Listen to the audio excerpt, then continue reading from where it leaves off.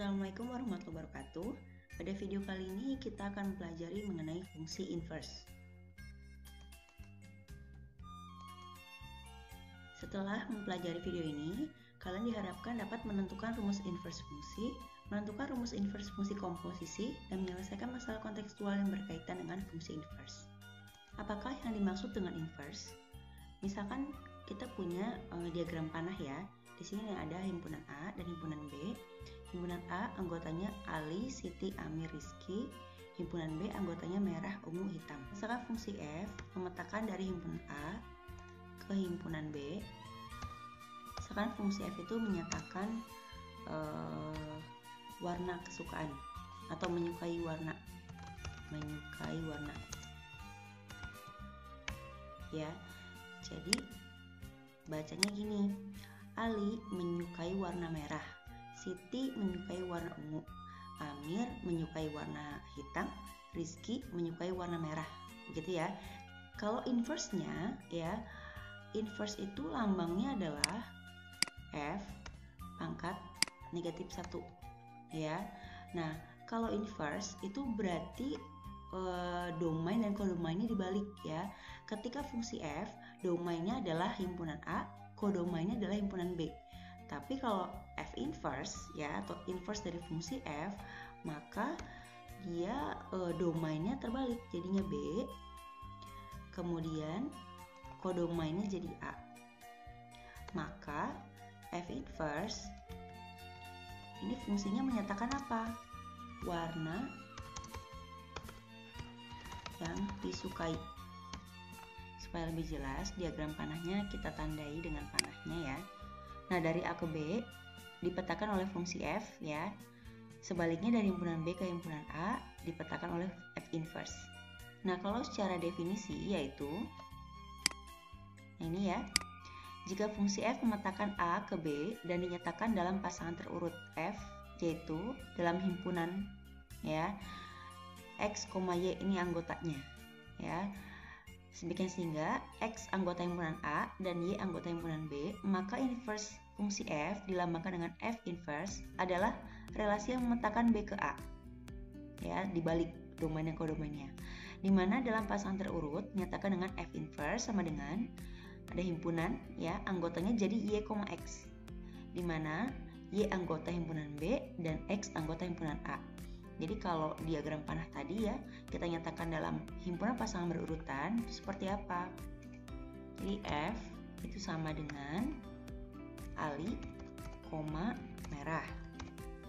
Kemudian Siti, ungu. Selanjutnya Amir, hitam. Rizky, merah. Ini kalau fungsi F dinyatakan dalam himpunan pasangan berurutan ya.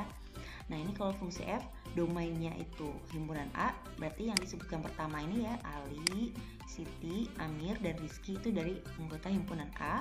Kemudian yang disebutkan kedua yaitu merah, ungu, hitam, merah itu dari anggota himpunan B. Nah, sebaliknya kalau F inverse ini dinyatakan dalam himpunan pasangan berurutan, maka yang disebutkan pertama itu anggota yang himpunan B ya, berarti merah dulu, merah, Ali. Jadi yang ini tinggal dibalik aja nih. Yang tadinya Ali, merah di fungsi F ya, ketika di F inverse jadi merah, Ali. Selanjutnya ungu, Siti,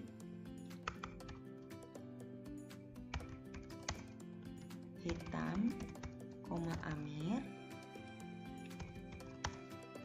merah, Rizky. Nah gitu. Ini kalau dinyatakan dalam himpunan pasangan berurutan. Jadi intinya inverse itu kebalikan gitu ya. Nah, semua fungsi memiliki inverse ya. Jadi tinggal kita tukar saja domain dan kodomainnya begitu. Namun tidak semua inverse dari suatu fungsi merupakan fungsi ya. Artinya inverse dari suatu fungsi itu belum tentu memetakan setiap anggota domain ke kodomainnya tepat satu. Nah, sekarang apa syarat suatu fungsi sehingga inverse-nya itu merupakan fungsi? Nah, perhatikan Di sini ada beberapa diagram ya. Perhatikan dulu diagram panah yang sebelah kiri. Ini ada himpunan A, anggotanya 1, 2, 3, himpunan B, anggotanya 1, 2, 3, 4 ya.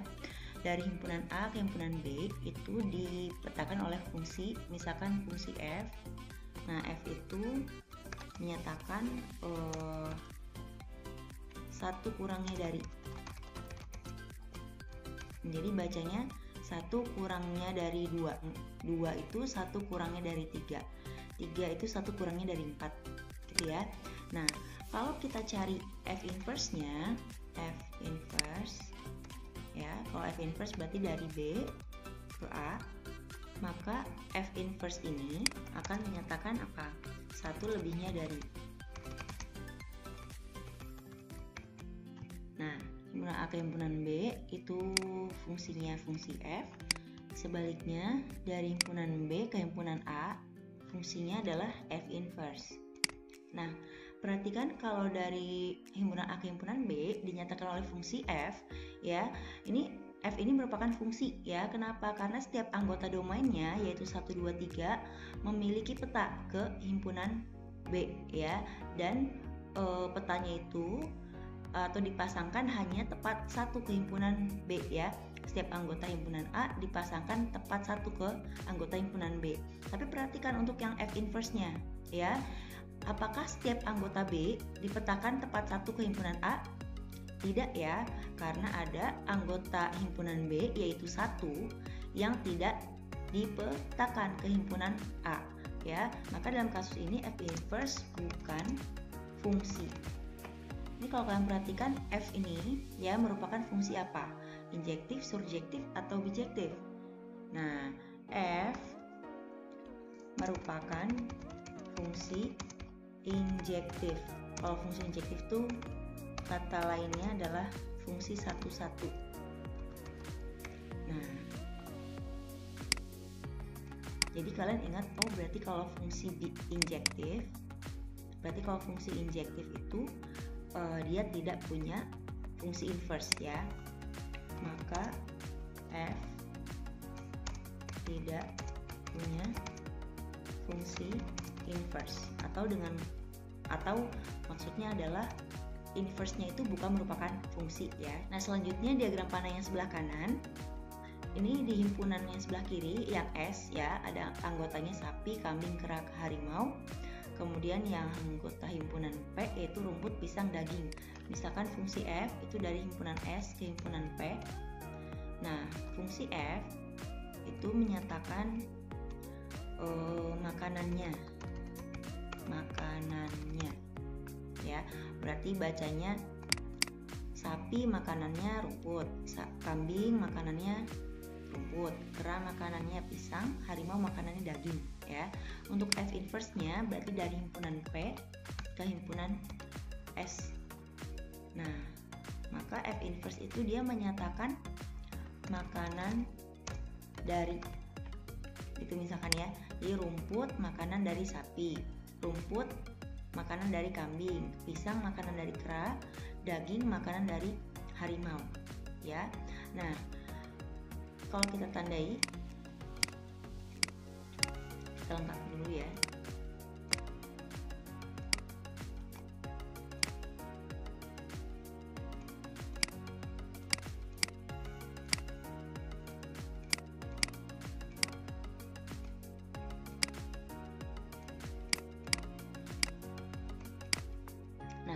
Fungsi F itu memetakan dari S ke P ya. F inverse memetakan dari P ke S. Nah, ini kalau kita perhatikan fungsi F ini dia benar ya fungsi ya. Kenapa? Karena setiap anggota himpunannya itu, anggota himpunan domainnya yaitu sapi, kambing, kera, dan harimau dipetakan tepat 1 ke anggota P ya. Nah, sedangkan kalau F inverse, perhatikan apakah setiap anggota domain dari F inverse yaitu himpunan P itu dipetakan tepat 1 ke himpunan S. Tidak ya, karena rumput itu dia dipetakan ke sapi, dipetakan juga ke kambing ya. Maka F inverse bukan fungsi. F inverse bukan fungsi ya. Kemudian perhatikan F-nya. F ini perhatikan apakah fungsi injektif, bijektif, atau surjektif. Ini merupakan fungsi surjektif ya, merupakan fungsi surjektif. Masih ingat nggak fungsi surjektif? Fungsi surjektif itu setiap anggota kodomainnya menjadi range, itu namanya fungsi surjektif ya. Jadi kalian bisa punya kesimpulan, oh jadi kalau fungsi surjektif itu F inverse-nya bukan fungsi ya, atau kebalikannya, fungsi kebalikannya itu bukan fungsi ya.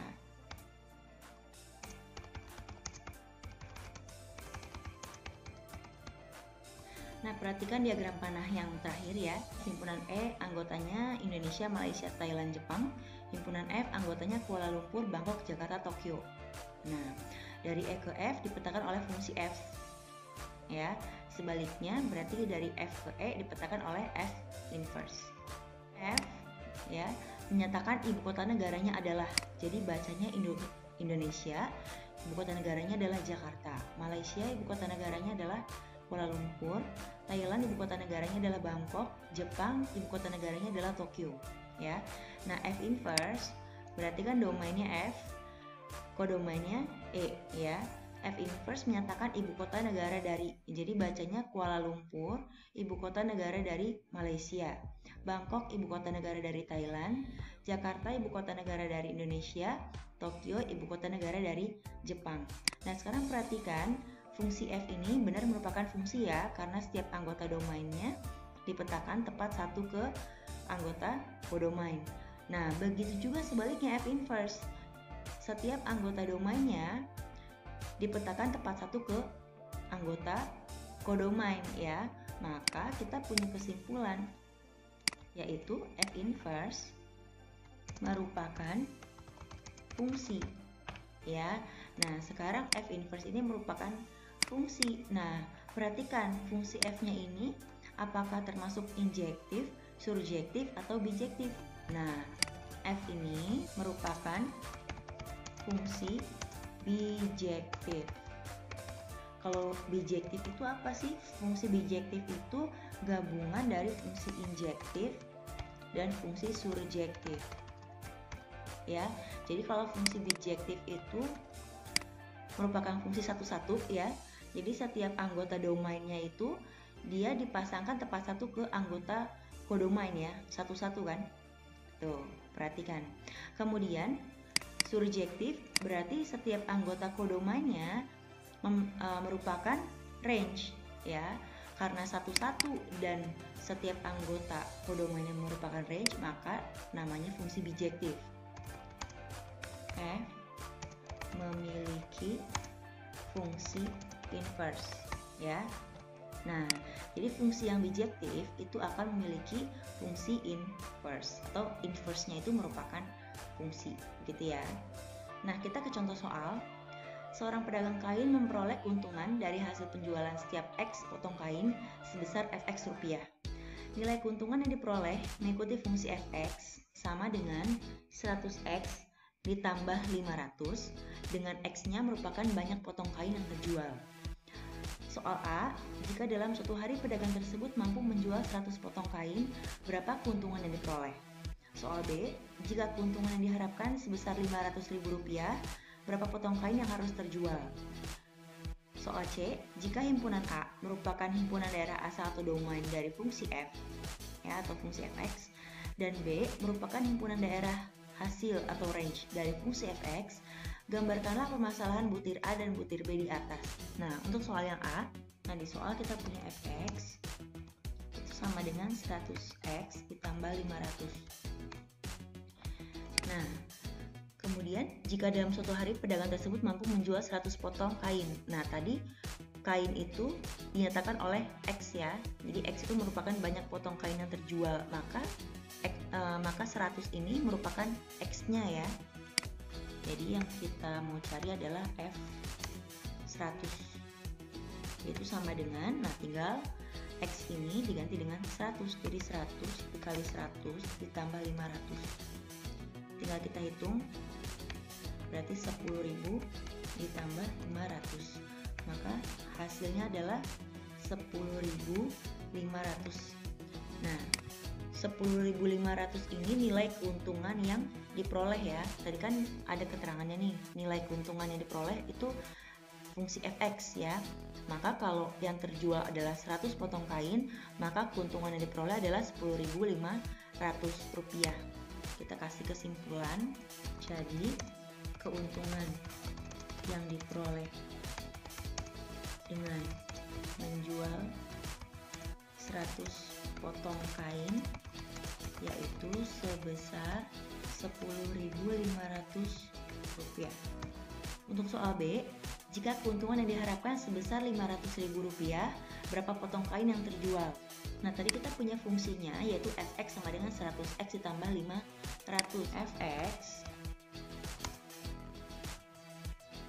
Fx itu menyatakan besar keuntungan yang diperoleh. Nah, sekarang yang ditanya di soal itu kalau keuntungannya 500.000, kain yang terjualnya berapa? Berarti di soal yang diketahui apanya? Di soal itu yang diketahui adalah fx-nya. Kalau fx-nya sama dengan 500.000, nah pertanyaannya apa? Apa yang ditanya? Banyak potong kain, berarti yang ditanya adalah x-nya. Nilai x-nya sama dengan berapa? Nah, kuncinya ini. Fx sama dengan 500.000. Nah, fx-nya tadi rumusnya apa? Rumusnya adalah 100x ditambah 500. Nah, berarti 100x ditambah 500 ini sama dengan 500.000. Nah, tinggal kita cari nilai x-nya. Berarti 100x sama dengan 500.000 dikurangi 500. Maka 100x sama dengan 500.000 dikurangi 500, berarti 499.500 ya. Nah, berarti x-nya sama dengan berapa? X sama dengan 4995 ya, atau x-nya sama dengan 4995. Nah, jadi dari sini kita punya kesimpulan, jadi banyak potong kain yang harus terjual yaitu 4.995 buah. Nah, ini cara pertama. Cara kedua yaitu kita cari dulu rumus inverse fungsinya. Caranya yaitu rumus fungsi yang kita punya ya, ini fx-nya kita ganti dulu dengan y. Jadi y sama dengan 100x ditambah 500. Ini kan kita punya ya y sama dengan 100x ditambah 500. Artinya y dinyatakan dalam x. Nah, kalau kita mau mencari rumus inverse fungsi, maka kita harus menyatakan x dalam y. Jadi kita balik ya. Maka kita akan mempunyai atau kita harus mencari x sama dengan bla bla bla bla. Tapi bla bla blanya ini harus ada y-nya gitu, harus memuat y. Nah, caranya bagaimana?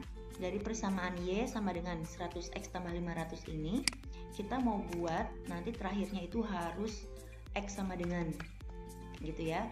Nah, maka dari persamaan ini y sama dengan 100x tambah 500, yang ada x-nya dipisah sendirian di satu ruas ya. Nah, di sini kan di persamaan ini yang ada x-nya hanya 100x saja ya. Maka 100x-nya kita pisah. 100x sama dengan, nah berarti jadinya apa? Y dikurang 500. Nah, sekarang kita punya 100x sama dengan y dikurang 500. Berarti x-nya sama dengan apa? Y dikurang 500 dibagi 100. Nah, sekarang kita punya x sama dengan y dikurang 500 per 100 ya. Jadi kalau yang ini, persamaan yang ini, y dinyatakan dalam x ya.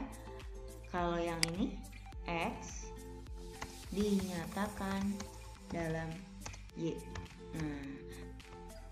Nah, kalau kita udah punya x dalam y, X ini kita ubah jadi F inverse X sama dengan Y-nya diganti jadi X. Nah, gitu. Ini adalah rumus inverse fungsinya. Nah, perhatikan diagram panahnya nih ya. Kalau untuk fungsi F, X-nya itu yang ini. Banyak kain yang terjual itu adalah X untuk fungsi F. Ya. Sedangkan untuk F inverse, X-nya adalah keuntungan yang diperoleh. Nah, maka X di sini, nah, X ini dia kita tinggal substitusikan dengan keuntungan yang diperoleh atau yang diharapkan ini ya, Rp500.000. Maka di sini diketahui X-nya sama dengan 500.000. Yang ditanya adalah kain yang harus terjualnya berapa potong. Berarti yang ditanya adalah F inverse-nya kan. Nah, karena yang ditanya F inverse-nya ya berarti tinggal kita ganti X-nya dengan 500.000. Nah, maka sama dengan X yang di rumus inverse ini diganti dengan 500.000. Nah, tinggal kita hitung, berarti yang atas jadi 499.500 ya, dibagi dengan 100. Maka hasilnya adalah 4.995. Nah, hasilnya sama dengan cara sebelumnya ya. Nah, untuk soal C, diagram panahnya yang tadi saja ya. Nah, sekarang apa yang dimaksud dengan inverse fungsi komposisi? Nah, kalian ingat lagi diagram panah dari fungsi komposisi yang sudah dipelajari pada pertemuan yang lalu ya. Misalnya kita punya himpunan A, B, dan C. Nah, fungsi F memetakan dari A ke B, kemudian dilanjutkan oleh fungsi G dari B ke C-nya ya. Nah, kemudian kalau dari himpunan A ke himpunan C, berarti kan prosesnya itu fungsi F dulu baru dilanjutkan oleh fungsi G. Maka fungsi komposisinya adalah G bundaran F. Nah, sekarang perhatikan fungsi F. Fungsi F memetakan dari himpunan A ke himpunan B. Maka kalau sebaliknya, berarti apa? F inverse ya. Kemudian kalau fungsi G itu memetakan dari B ke C. Maka kalau sebaliknya dari C ke B, fungsinya adalah fungsi G inverse ya. Nah, sekarang perhatikan tadi kan kita punya himpunan A ke himpunan C itu dipetakannya oleh fungsi G bundaran F. Berarti sebaliknya kalau dari C ke A dipetakannya oleh inverse dari G bundaran F ya. Begitu ya. Nah, sekarang kita lihat prosesnya. Untuk G bundaran F inverse ini, dia kan dari himpunan C memetakan ke himpunan A. Prosesnya dari himpunan C ke himpunan A itu prosesnya adalah fungsi G inverse dulu, kemudian dilanjutkan oleh F inverse. Maka G bundaran F inverse ini sama dengan, kalau kita tulis komposisinya berarti sama dengan F inverse bundaran G inverse. Nah, jadi G bundaran F inverse itu sama dengan F inverse bundaran G inverse ya. Kan kalau kita baca dari kanan nih, prosesnya G inverse dulu, baru dilanjutkan oleh F inverse. Sesuai dengan diagram panahnya kan ya, G inverse dulu, baru dilanjutkan oleh F inverse.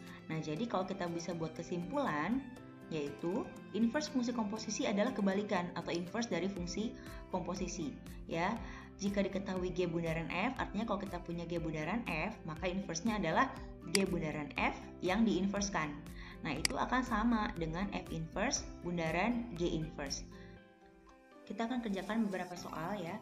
Diketahui fungsi F dan G adalah fungsi bijektif yang ditentukan dengan Fx sama dengan 2x tambah 5 dan Gx sama dengan x kurang 2. Tentukanlah soal berikut. Yang A, F bundaran G. Soal B, yaitu F bundaran G inverse. Nah, kita kerjakan yang soal A dulu. Soal A, yaitu kita mau mencari F bundaran G, berarti F bundaran Gx sama dengan apa? F G X. Ya, tinggal kurungnya ini dipotong-potong aja. F Gx gitu ya. Nah, sekarang sama dengan F Gx. Nah, Gx-nya kan kita udah punya nih. Gx-nya kita udah punya, yaitu sama dengan x kurang 2. Berarti selanjutnya sama dengan F x kurang 2. Nah, ini ditandain kuning ya. Nah, selanjutnya berarti x kurang 2-nya dimasukkan ke fungsi F. Nah, kan tadi kita punya Fx sama dengan 2x tambah 5. Kalau Fx kurang 2, berarti setiap x yang ada di F diganti dengan x kurang 2. Berarti yang tadinya 2x tambah 5, jadi 2x kurang 2 ditambah 5. Nah, gitu. Selanjutnya, kalau mau disederhanakan lebih bagus, jadi kita buka kurungnya, jadi 2x kurangi 4 tambah 5. Selanjutnya, berarti sama dengan 2x tambah 1 ya. Nah, ini adalah F bundaran Gx. Nah, sekarang soal yang kedua, kita mau mencari F bundaran G inverse. Nah, ini ada dua cara ya. Cara pertama yaitu kita gunakan F bundaran Gx yang tadi kita sudah temukan rumusnya di poin A, di soal A ya. F bundaran Gx sama dengan 2x tambah 1.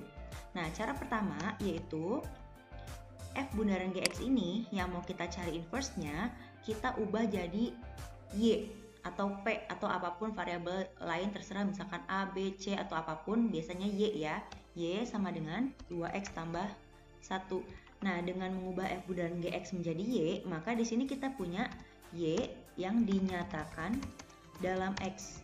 Y yang dinyatakan dalam X itu maksudnya gimana? Kita punya Y sama dengan, nah itu artinya Y ya, yang mau dinyatakan dalam, lihat di ruas kanannya itu ada variabel apa? Variabel X. Berarti Y dinyatakan dalam X. Nah, kalau kita mau mencari inverse-nya, berarti nanti kita akan mencari X dinyatakan dalam Y. Nah, berarti nanti fungsi yang kita punya X sama dengan bla bla bla bla, tapi memuat Y. Yang ada X-nya ini kita pisah sendirian di salah satu ruas ya. Nah, jadi 2x sama dengan Y kurang 1. Kalau mau mencari X, berarti kedua ruas dibagi 2 ya. Maka kita punya X sama dengan Y dikurangi 1 per 2. Nah, perhatikan, kita punya X sama dengan Y kurang 1 per 2. Nah, ini X yang dinyatakan dalam Y, begitu. Nah, setelah kita punya X yang dinyatakan dalam Y, X-nya ini kita ubah jadi apa? Jadi fungsi inverse. Fungsi inverse dari apa? Dari F bundaran Gx. Maka X ini kita ganti jadi F bundaran G inverse. Nah, X gitu ya, yaitu sama dengan apa? Sama dengan yang ruas kanan ini. Nah, Y-nya tinggal diganti dengan X. Nah, gitu. Nah, cara kedua kita gunakan sifat yang tadi kita sudah ketahui, yaitu F bundaran G inverse itu sama dengan G inverse bundaran F inverse. Ya, kita gunakan sifat ini. Nah, tapi kekurangan dari kalau kita menggunakan sifat ini adalah pertama kita harus cari dulu nih G inverse dan F inverse-nya ya. Nah, berarti pertama kita cari G inverse dulu nih. Nah, cari G inverse berarti kita gunakan ini ya. Kita gunakan Gx sama dengan X kurang 2. Nah, cara mencari inverse sama seperti tadi, fungsi yang mau kita inverse-kan, kita ubah dulu jadi variabel yang lain, misalkan variabel Y. Maka kita punya Y sama dengan X kurang 2, ya. Selanjutnya, nah, ini kan berarti kita punya Y yang dinyatakan dalam X. Berarti kita akan mencari X sama dengan bla bla bla bla bla bla gitu ya. Dengan kata lain, kita mau mencari X yang dinyatakan dalam Y. Nah, caranya bagaimana? Yang ada X-nya kita pisah ruasnya, berarti X sama dengan Y tambah 2. Nah, gitu ya. Kalau udah dapat X dinyatakan dalam Y-nya, jangan lupa X-nya kita ubah lagi jadi apa? Jadi inverse dari fungsi yang mau kita cari inverse-nya. Berarti G inverse X sama dengan, nah Y-nya diganti dengan X. Jadi kita punya X tambah 2. Nah, dapat nih G inverse X. Sekarang kita mau cari F inverse ya. Nah, berarti kita menggunakan fx. Fx sama dengan 2x tambah 5. Nah, fx-nya kita ubah jadi y sama dengan 2x tambah 5. Selanjutnya yang ada x-nya dipisah ruasnya, berarti 2x sama dengan y kurang 5. Terakhir, kalau kita mau mencari x, berarti kedua ruas dibagi dengan 2, berarti y kurang 5 per 2. Nah, ini y dinyatakan dalam x-nya. Yang ini x dinyatakan dalam y ya. Terakhir, x-nya kita ganti dengan x-nya ini kita ganti dengan inverse dari fungsi yang kita cari tadi ya, yaitu f inverse x sama dengan ini, tapi y-nya ganti dengan x. Nah, ini rumus inverse dari fungsi f. Nah, setelah kita punya g inverse dan f inverse-nya, kita cari ininya g inverse bundaran f inverse-nya untuk memperoleh f bundaran g diinverskan gitu ya. Nah, jadi caranya tinggal kita komposisikan g inverse dan f inverse. Berarti sama dengan, kalau g inverse bundaran f inverse berarti sama dengan apa? Sama dengan g inverse f inverse x. Tuh ya, ini kurungnya kita potong-potong ya, urutannya masih sama, g inverse f inverse x. Tuh. Nah, sekarang sama dengan, berarti nah f inverse x nya kita udah punya nih yang ini nih, berarti tinggal masukkan ke g inverse.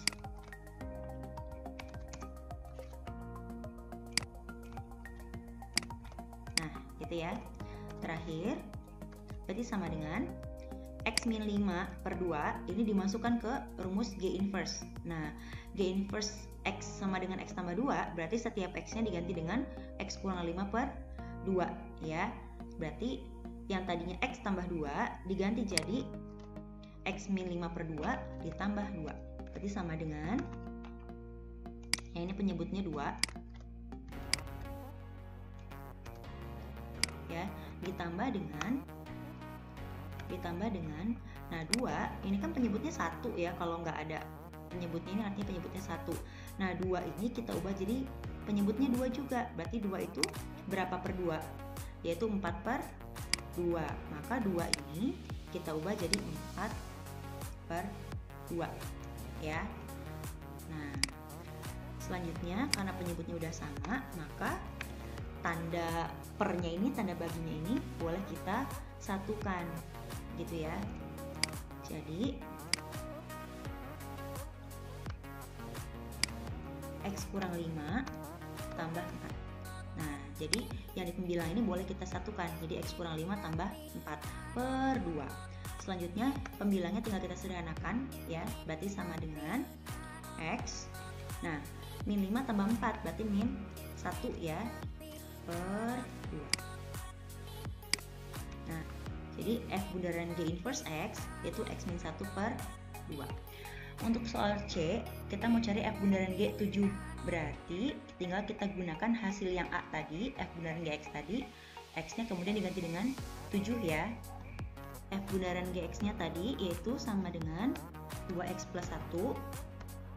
Berarti kalau kita mau cari f bundaran g7, setiap x-nya tinggal diganti dengan 7. Berarti 2 kali 7 tambah 1, berarti sama dengan 14 tambah 1. Hasilnya 15. Nah, untuk poin D, yaitu f bundaran g inverse 3, ini juga caranya sama ya.